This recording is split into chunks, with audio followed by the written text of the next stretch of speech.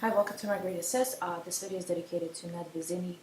Ned was an American writer. He was the author of 4 books for young adults, including It's a Kind of Funny Story, which NPR named number 56 of the 100 best ever teen novels of all time, and which is the basis of the film of the same name.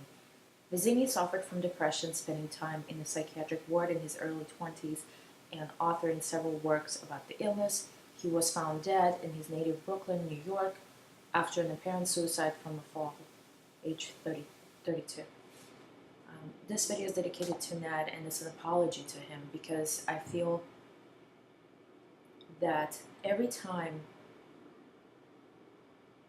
somebody commits a suicide in our society, we failed. We failed as a society because they must have felt so lonely, so isolated, so empty, and that they felt that they couldn't reach out to anyone that could have said something or did something or heard them, really heard, H-E-A-R-D, heard their soul, saw them for who they are. It's a, I know depression is an illness, but I also feel that in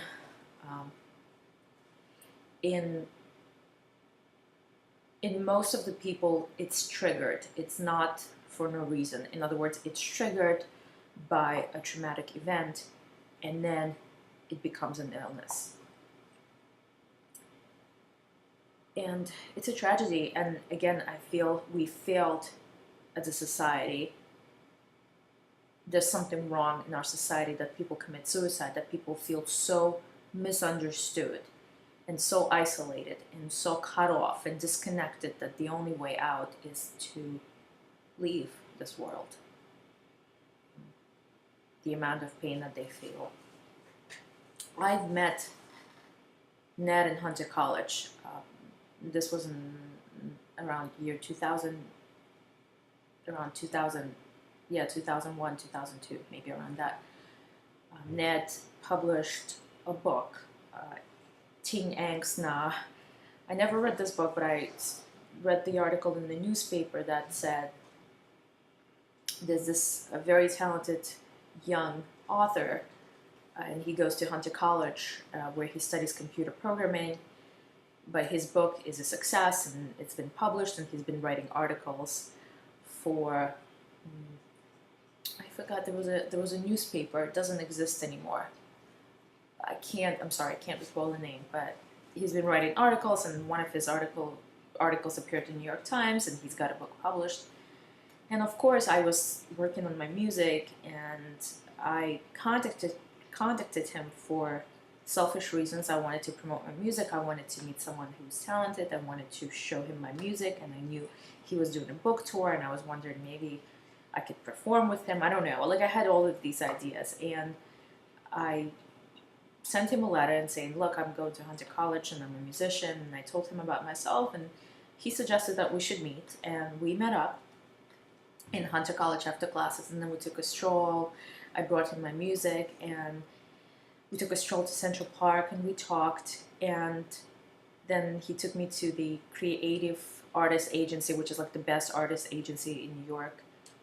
It's basically a talent agency for actors, directors, I think, sports people, you name it. So it's like one of the biggest ones. So we went there, and I've met a couple of actors that were there. Actually, Paul Giamatti was there when we got there. So it was a lot of fun, and we talked, and I saw him as this successful guy. I saw him as this arrogant guy. Now, again, I don't know him. This is just, and it's an apology because these are the assumptions I made based on, because he was successful, based on, to get a book published, that's a big deal. And he was very happy, and he was very talkative, and I made a lot of assumptions that he was arrogant, that he was thinking that he was all that, which he wasn't. It's just my assumption. Again, it's my ignorance, and I was trying to be cool, and I was trying to, again, I have never read his work at the time. I have contacted him because I saw that he was successful and he published his book, and I wanted to tell him about my music. I was trying to promote my music, etc., etc. So I was acting also like I'm so cool, I got it going on. So I was trying to play a part as well. And that's where I feel that I failed. That's where I feel that I regret this, because I feel I should have reached out to me. I never knew that he suffered from depression, because I suffered from depression. I had no idea. I thought he was such a successful guy. I thought he was happy. Then he invited me to a couple of parties after that meeting, and every time I went to a party, he was surrounded by friends. I don't know if they were friends, but I assumed, again, it's sometimes first impressions are false. I assumed that they were all his friends and they were really cool. He was surrounded by many girls, and I was like, wow, this guy, this guy really is really cool, And what happened is that our acquaintance happened to be very artificial and very. I regret that I didn't reach out to him. I regret that I didn't show that I was vulnerable. I regret that I didn't tell him that I suffered from depression. I regret that I didn't open up to him, because I was, I assumed, based on what I saw in the newspaper and based on what I saw in first impressions, I assumed a lot of things about him. And the truth is, I really didn't know him. And the truth is, I was very ignorant. He was not my friend. He was just an acquaintance that I met. And we never got to be friends, unfortunately. But we hung out a few times in a group of people, with a group of people. And I regret this very much. It's an apology to him that I didn't reach out. Do I think I could have saved him? Absolutely not. I'm not so arrogant to think that. I didn't know him. But I think where I made a mistake, that I didn't get to know him. I saw this successful guy, and I assumed all of these things about him based on lots of people that he was surrounded with, based on loud parties, based on the success, based on the book tour. I assumed a lot of things about him. And after I left Hunter College, he left Hunter College, I heard about him, how successful he was.